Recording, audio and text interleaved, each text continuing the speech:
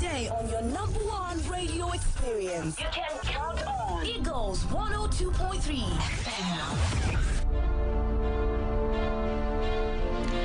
3 minutes gliding down 9 o'clock this Friday morning, April 29. You're onto your radio experience you can count on, and I'd love to say welcome to Eagles Outlook. On Eagles Outlook, we discuss topical national issues, and this morning we're looking at the state of the nation's economy. We'll be joined in by Kelvin Emmanuel, who's a business expert who's going to be joining us in a bit. But in the meantime, we get to talk about, we'll get to look at topical news stories as we do before we get to the big talk segment. Feel free to be a part of this conversation. If any part of the economy, is, your source of concern, or you're concerned about any source of part of the nation's economy, then you want to talk to us about it, call 09073530044 and 09087668888. Send a message to 09097054450. My name is Ihanacho Prince. Topical stars. And on topical stories this morning, President Muhammadu Buhari has noted that despite the number of votes he garnered from the Southeast in 2019's presidential elections, his administration has continued to be equitable in the distribution of projects and amenities to the zone. He said his government is still trying to maintain security there and many other areas, assuring that he will continue to do his best for every part of the country, considering that we are God, one nation under God. The president spoke yesterday in Abuja through his special advisor on media and publicity, Femi Adesina, at the public presentation of the book Abga and the Igbo Question, written by Dr. Chekwas Okorie. The Nigeria Labour Congress NLC has issued a 21-day ultimatum, after which it would commence a 3-day nationwide warning strike if the federal government continues to ignore the demands of the Academic Staff Union of Universities, ASU. The Congress also said it would hold a national protest within the 21-day ultimatum issued to the federal government. The NLC President Ayuba Waba stated this yesterday during a pre-May Day rally held in Abuja. And a photograph of a newborn baby girl delivered in a terrorist den by mother abducted during the March 28 attack on the Abuja-Kaduna bound train has been released by the abductors. Former military governor of Kaduna State, Colonel Abubakar Umar, retired, told reporters that the development was so sad and very unfortunate. Umar reiterated his call on the international community to intervene in the matter. He also faulted a portion of the bill seeking to amend the Terrorism Prevention Act 2013 that prohibited payment of ransom to kidnappers in the country. And the All Progressives Congress Thursday in Abuja said money stolen at its national secretariat on Wednesday does not belong to the party. It also said the money is not related to the proceeds from the sale of nomination and expression of interest forms. The party's national publicity secretary, Felix Moka, disclosed this in a statement he signed on late Thursday, titled "Lost Money at APC National Secretariat." It was reported that about $75,000 at the APC National Secretariat was stolen. However, reacting to the report on Thursday, the party said on Wednesday, April 27, 2022, a sum of 50,000 naira was reported lost by an individual around the entrance gate of the National Secretariat of the party. And that's it on Trending Stories this morning. We'll be talking more in a bit. Keep it with us. Eagles 102.3 Abuja. Eagles 102.3 Abuja. Let's spice up your day. Tune into a breath of fresh air. It's all fun and games until it gets extra and better. 102.3 Extra, weekdays 10 a.m. to 2 p.m. with Olije. Cheers to something new. We'll need that friend who is our unpaid therapist that we yearn to talk to every day. Look no further. Call me up, talk to me about your day. I'm right here and I am listening to you. We are going to celebrate our new baby girl. My day was not that very okay because of... Join Kemi Michael on A Call for Your Thoughts every weekday from 8 p.m. to 9 p.m. on Eagles 102.3 FM.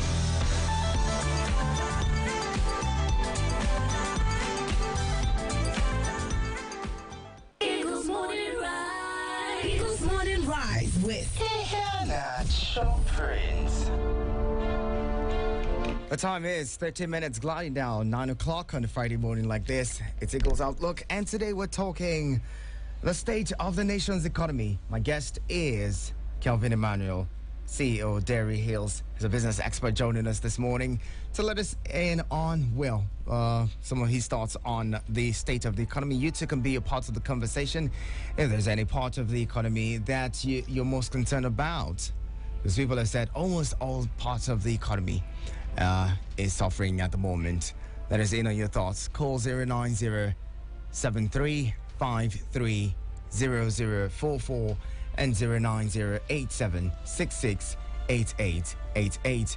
Send a message to 090-9705-4450. Kelvin Emmanuel, good morning, and thank you so much for joining us. It's always a pleasure, my friend. Good morning. Let's start off by looking at your overview of the nation's economy at the moment. You know, it's 10 months to the end of the administration of President Buhari. Inflation is double digit at over 16%. And diesel prices are now at 700 naira per litre. It's become normal. You have uncertainty about the future of subsidy. The government has an amendment to the appropriation for payment of subsidy, 4 trillion naira. It had it at 3 trillion, which was outrageous. My guess on the real consumption of subsidy is 1.6 trillion naira. Anything above that is a joke. Really? Hold that thought. We have a caller here. Hello. Good morning. Hello, good morning. Good morning. Thank you for joining us. My name is Mohammed Dauda Lambata. Mohammed Dauda Lambata. Good to have you. I'm interested in this topic presented by your radio. So we are living in the village, and the aspect of the economy or the topic that we want to contribute is concerning the issue of security in this country. I think this government should have put in more effort in terms of empowering the grassroots security, as we said. But the problem is they are not doing almost anything about it. And then the killing that is happening day in, day out seems to come up to the extent of affecting the economy. Because we in the villages are the ones that are doing the farming.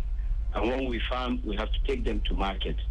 So in a situation where we don't have the security, how can we be able to farm in a secured environment and then transport them to various markets in the cities, in the secured roads? In this situation, we are really bleeding and we are really crying. This government should have rise up to its responsibility of providing a very good security to us in the villages. Okay. In fact, this has gone a long way in crippling a lot of economy. Like in Niger, more than 122 communities that are good in farming have run away from Niger. Some have been chased away by these kidnappers, terrorists, and then the armed bandits. So how do you expect the economy will grow in Niger? This is the problem we've been facing for a very, very long time. And this is a challenge that has got to affect us, affect our economy, affect our lives of day in, day out, and then affect our well-being of our own children too. So we are only praying, since this government have just a days or months to count. We pray that government will bring, God will bring another government that will care for the security of the people in the rural areas. and All right, even Dambata. the ones in the urban cities. Thank you very much, Because Dambata. security is one of the best priority that any government can afford. And if fail to do that, I think we'll say the government has failed the people. All right, thank you so much. I would like to put a stop for now. Thank you. Then I will call later. All right, we appreciate your thoughts. We appreciate your thoughts, Dambata. Now, Dambata is concerned about the food insecurity. Farmers concerned about their own security on their farms. We'll get to that. Okay, seems like we have another caller. Kevin, hold that thought. Hello, good morning. Good morning. Thank you for joining us. You're welcome. Yes, My name is Abubakar. Your name is Abubakar Mohammed. Abubakar Mohammed. Go ahead, let's hear you, please. Yes, actually, I wanted to say something, but Dambata said it all. Okay. Yeah. All right. Thank you. Thank you so much for calling. Now, Kelvin, you were talking about the subsidy payment, and you said for you anything above 1.6 trillion naira is a joke. Yes, and I'll say it anyway. I'll say it to Mr. President if I have the opportunity to say it to him. And it's honest, say it to him in a respectful way. So, Mr. President, anything above 1.6 trillion naira for payment of PMS subsidy in Nigeria is a joke. How did you arrive at that? Nigeria doesn't consume more than 47 to 48 million liters of PMS at best. There are reports by very credible organizations. Yes, no, on a daily basis. There are reports that about 28 to 30% of the PMS that is brought into Nigeria is diverted to neighboring African countries. So we have an issue.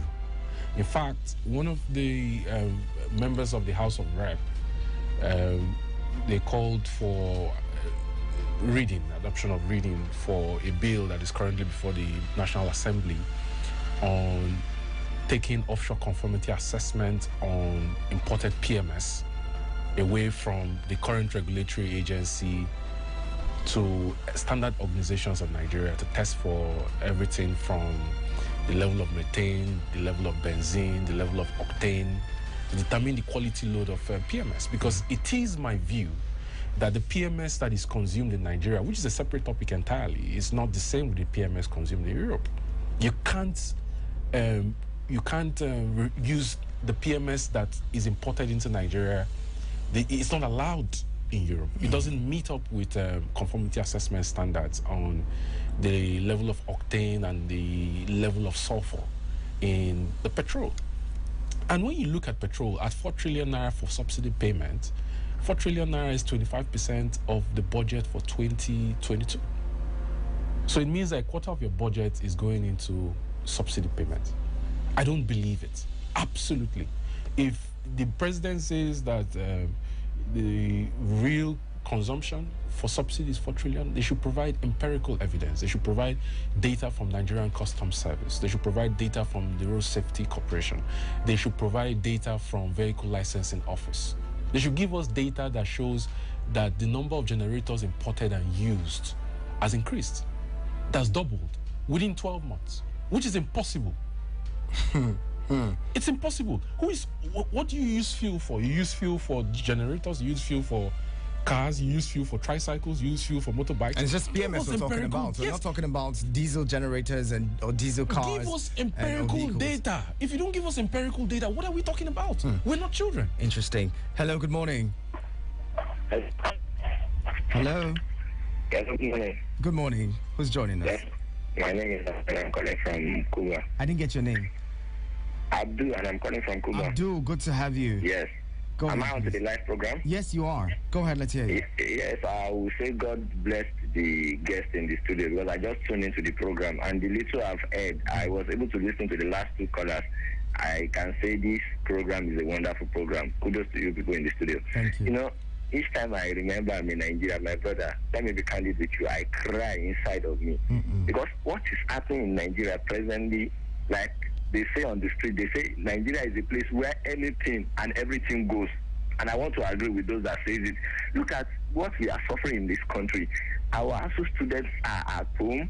Do you know the kind of damage this is doing to the future of this country? When you have your students that are supposed to be in school learning, some of them now, some parents that really know what they are doing, they quickly advise those children, go and look for handwork and learn. But some children are just at home pressing phone, doing what I don't even know how to say it. And look at the issue of insecurity. It is in our constitution that the primary objective of the government is to protect life and property. In Nigeria today, life has become kobo. Among those trained victims that were kidnapped, we learned that one of them gave birth. You can imagine the kind of psychological effect it will have on such a woman to give birth at the den of kidnappers. I just pray we come out of this very soon, because to me, Nigeria as it is now is nothing but a nightmare. I pray God save us from this. Thank you and have a wonderful program. Thank you, Abdul. We'll keep hoping and praying that the positive emerges from all of this. They say it gets really dark before, dawn. Let's hope that this is a dark phase and the break of dawn is just around the corner. Kelvin, you said something quite interesting that we need to talk about data. We need to produce data when we live in a digital world where everything is determined. Decisions are made based on data and information available, and we have a situation where people just turn out numbers, turn out figures. Just yesterday, the Minister of State for Petroleum said Nigeria's gas reserve is valued at about over $800 trillion. And Nigerians are wondering, if we have such a gas reserve, why are we not tapping into that? And rather than borrowing monies, our debt stock is in the ceiling. We were spending over 90% of our revenue on servicing debt. And that's quite interesting. That's quite important. The provision of data and the availability of data. Are we saying that we haven't gotten to that point where we can actually take stock of what's happening in this country and present the facts and and figures to Nigerians? Let me give you an example. Nigeria consumes 800,000 metric tons of LPG. LPG is what you use for liquefied petroleum gas, for cooking gas, for aerosol propellants, for AC, and for asthma inhaler. Yeah. Okay, asthma inhaler. Okay. So 350 of the 800,000 metric tons is generated by LNG to 15 distributors around Nigeria. 450,000 metric tons is imported. LPG has about 87% of liquid, because it's liquefied petroleum gas. It's 87% heavier because of the liquid content in the gas. LPG, the importation of LPG from Equatorial Guinea and the USA is the reason why the price of 1 kg of cooking gas has gone up from 200 naira to 600 naira per kg. So when the Minister of Petroleum comes and he gives this very fanciful data, the question is, what are you paid for as a minister? To give us data or to solve problems? Why will Nigeria, that has 206 trillion cubic feet of natural gas and has the ninth largest proven reserves of gas in the world, be importing LPG?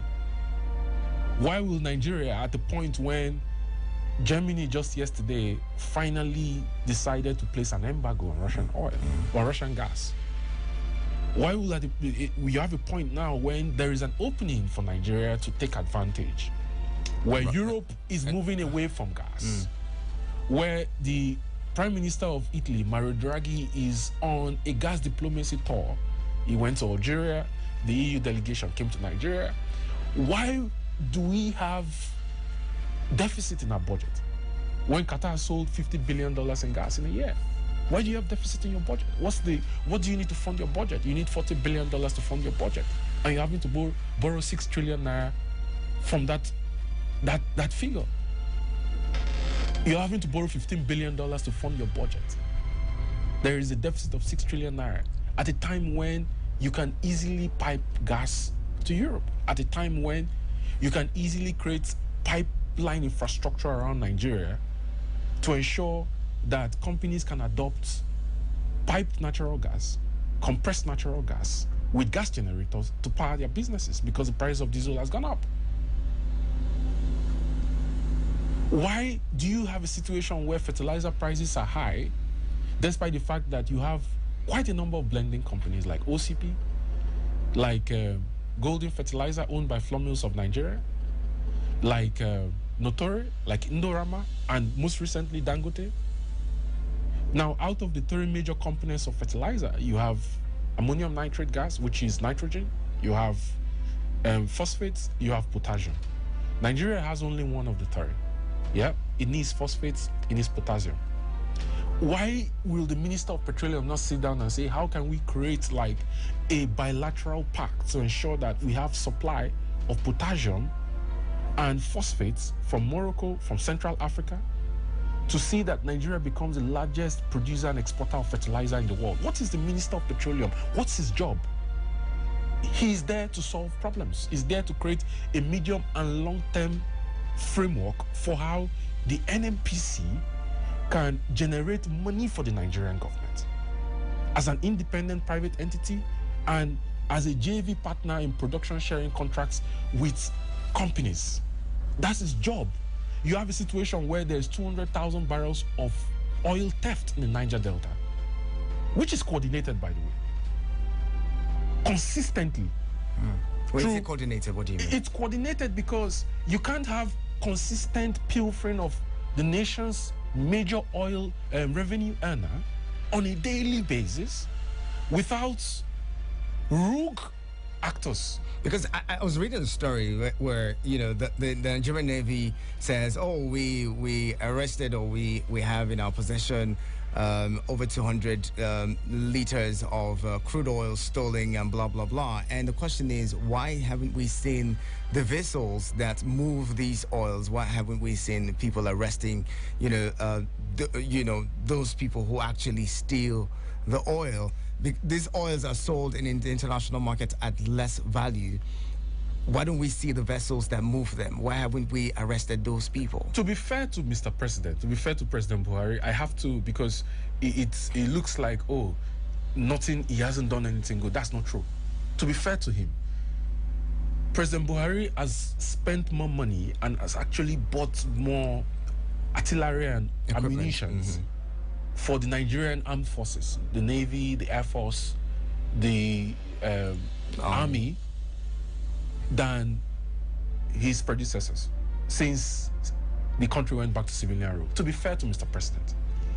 But the question I have is, what's the job of the Office of National Security Advisor when you can easily use Google Earth to map the entire Delta region from Focados to Abonimo Wharf to Brass to Eket down to Ayetoro, which are the major hotspots? Yeah, you can map it and you can pin where all the illegal refineries are. The process of stealing crude oil at flow stations, at terminals, through coal tapping underwater, through hot and pressure tapping at pipes, is sophisticated. If the government wants to end crude oil theft, right now, with the re-equipping of the Nigerian Navy, it has the assets to end the stealing of crude oil on a daily basis. The ports through which the stolen oil is transported out of Nigeria to illegal foreign refineries, yeah, the government knows. The government knows. About 70% of the oil that is stolen illegally in Nigeria, transported, the government knows the hotspots. Now, there is a new coordinated effort by the Nigerian government. I hope they succeed. But Mr. President needs to stamp his foot on the ground with the security chiefs and ensure that the stealing of the crude oil that made Nigeria not to meet up with its OPEC quota for the month of March, 1.71 million barrels, at a time when Russia's oil was cut off from the global supply chain as a result of the embargo from the G7, yeah? Nigeria needed to step up for OPEC. Nigeria needed to raise its output to 3 million barrels on a daily basis, to step up. Because if you raise your output, if you invest in new oil rigs, and you raise the output of production through your production sharing contract or for joint venture partners. Yeah, you guarantee security to the operators on the onshore and shallow wells. OPEC will raise your quota. In a bit, we'll be talking more about, the JV partners who are leaving the country. Just yesterday, Total, owned by Shell, declared that, it's willing to share. It's going to sell off and divest and maybe move away from the country. More and more JV partners are leaving the country. We're also going to be talking about the 15% National Automobile Commission levy imposed on used vehicle importation. We're going to be talking about all of that in a minute. Stay with us. The conversation continues. My guest this morning is Kelvin Emmanuel, a business expert and CEO of Dairy Hills. The conversation is quite interesting. Keep those calls coming in. We'll be talking more. Attention all brothers, this is a Ninja and Hypertech collaboration. Something like a bushmeat. I am searching for the hunter. If I ever catch a hunter, if you help me see the hunter.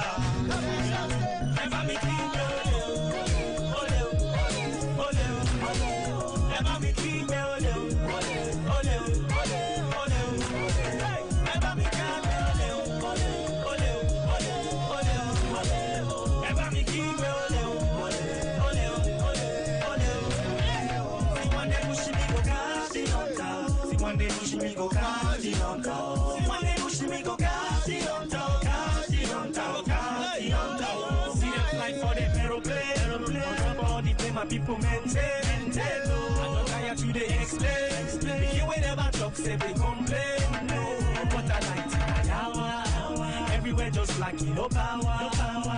Only power, not the one who them get you with them. You stay oppressed, so my people for the ghetto. Now what could be the answer? I couldn't be that we don't matter today. Cause they chop my money, your money, every other person money. Never be keep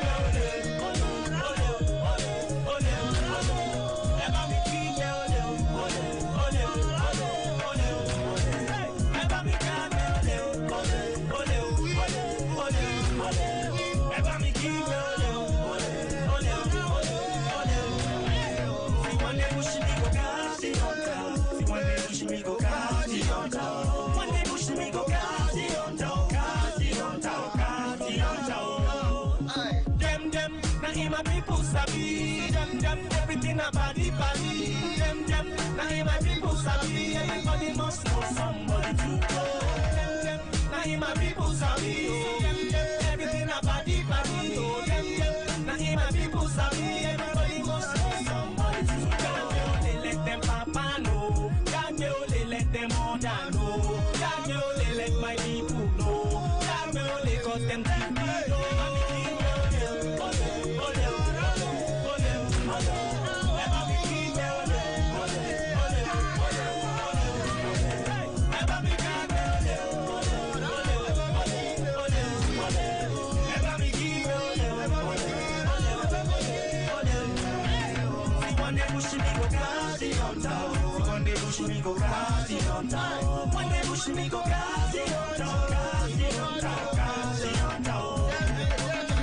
Like I tell you my body.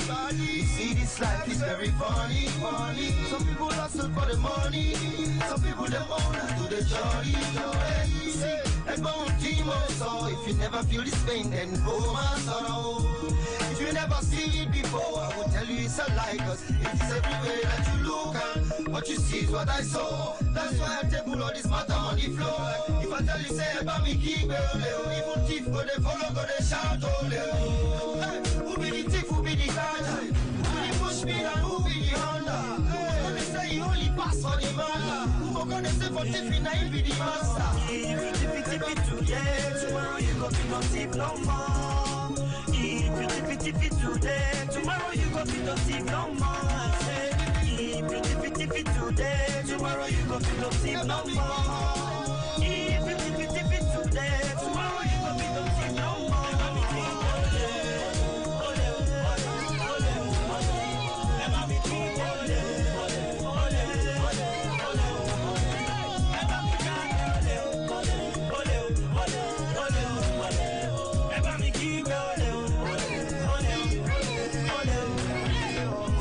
Push me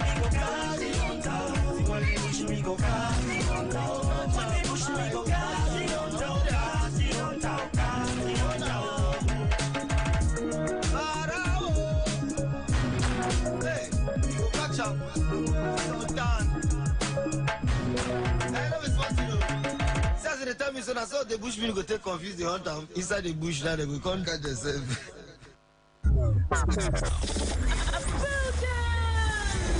Are you ready for this? Brace yourself up for the new sound of radio. Eagles 102.3 Abuja. Let's spice up your day. Tune in to a breath of fresh air. It's all fun and games until it gets extra and better. 102.3 Extra, weekdays 10 a.m. to 2 p.m. with Olije. Cheers to something new.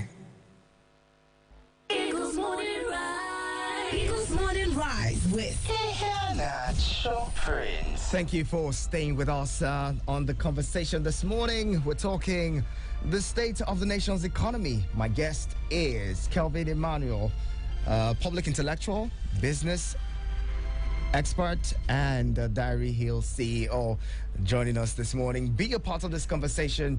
If any aspect of the economy concerns you or is a source of concern to you, and you want to contribute to the conversation as it is, call 090-7353-0044 and 090-8766-8888. Send a message to 090-9705-4450. Kevin, back to it. Now let's talk about, JV partners and other companies leaving Nigeria. Should Nigerians be concerned? I don't agree they're leaving Nigeria.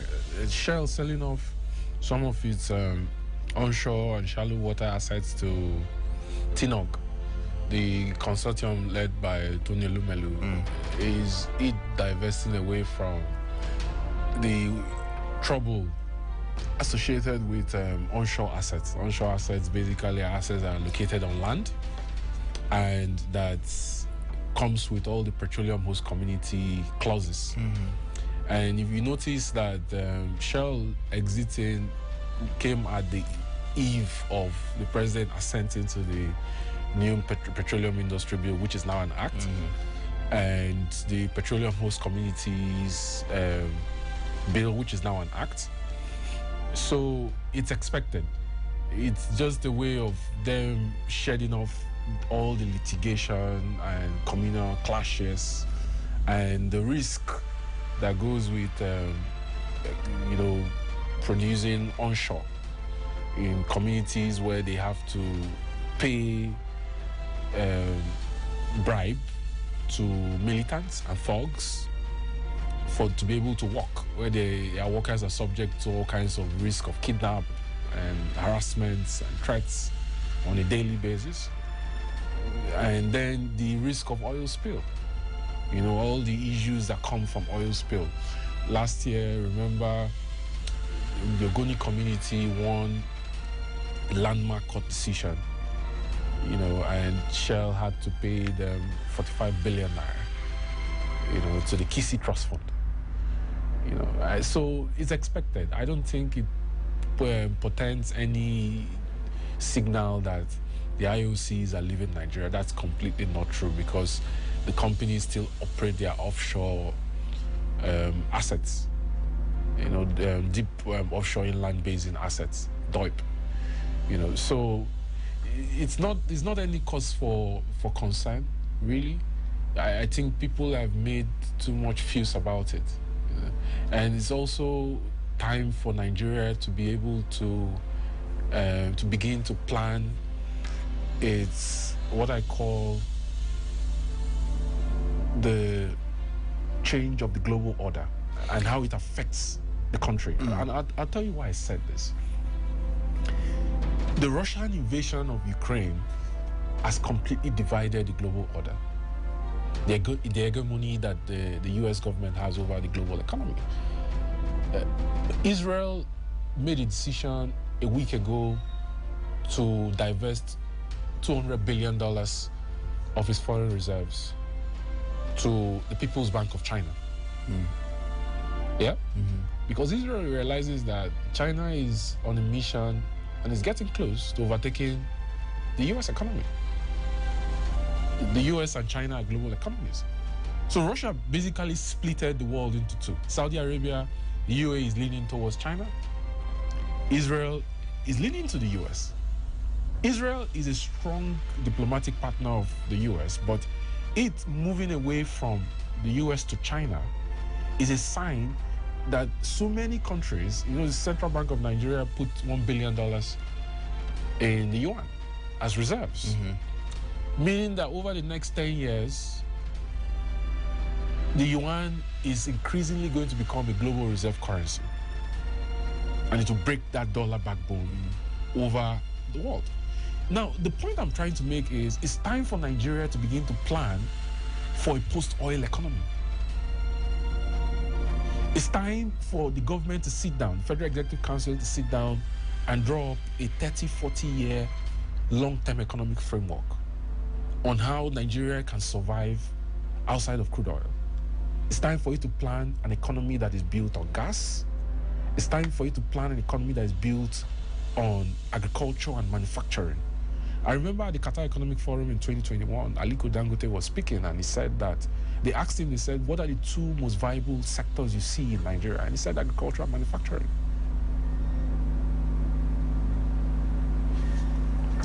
Nigeria has a food security, a food crisis coming. A food crisis coming because the insecurity in the north has heightened, like one of the callers said, the level of demand-supply gap, production of primary inputs that manufacturers need to produce food. If Nigeria does not sit down and plan like a framework for agriculture that is both wet and dry season, that is built around smallholder farmers and companies interested in direct production at commercial scale, that is built around mechanization, irrigation clusters around Nigeria, Nigeria is going to face a serious and steep food crisis. Hold that thought. Let's bring in a caller. That's worrisome. Hello, good morning. Hello, good morning. Good morning. Thank you for joining us. My name is Benga from Lifetime. Benga, good to have you. Let's hear you, please. Yes, I just joined your program, but I've been listening for about 3 or 4 minutes. Your guy is talking about diversifying our economy, and you have mentioned agriculture and manufacturing, which is a good thing. I think to start from what we can earn, the concept of manufacturing, the brain of manufacturing in Nigeria is infrastructure. Energy, power, have hindered manufacturing. Even some manufacturing companies have relocated from Nigeria. There is no hanging fruit with agriculture. I think my listener like him, they always recite some federal government. Agriculture is in the concurrent list, the legislative list. What the state own the land, not the federal government. Why are we not hammering on the state, local government, to come on with agricultural program? Let me tell you, all these Sambisa forest, Biringwari forest, that are the Boko Haram and bandits are habitation now. If the state government who own these places, why can't they come and say, Pefan village? Our youth are roaming about. All those bandits, the people are being recruited to bandits and Boko Haram are jobless people. They can be recruited, trained, given the mechanized farming and how to train, irrigation, and turn this forest into agriculture. Then increase the value chain. Don't just export the raw material, let them be value chain. Create job for graduates. NYSC are forcing people to where they are not working. They go there and be sleeping. Why can't they create family a farm village where they post these people to and engage them and empower them? The state can do it. All right, Benga. Thank you very much for your input. How do you respond to Benga's thoughts? He made a very important point about agriculture being on the concurrent legislative list, but he cannot excuse the Minister of Agriculture from his responsibility of coordinating the Presidential Fertilizer Initiative, of coordinating the Anchor Borers program, which I have my doubts about, because I have my doubts about the structure of funding for the Anchor Borers program. I have raised this in some forums. I do not agree that the CBN should anchor it as a direct intervention, and you can see the fallout on the level of loss impairments that the central bank is having to face from people not paying back their loans.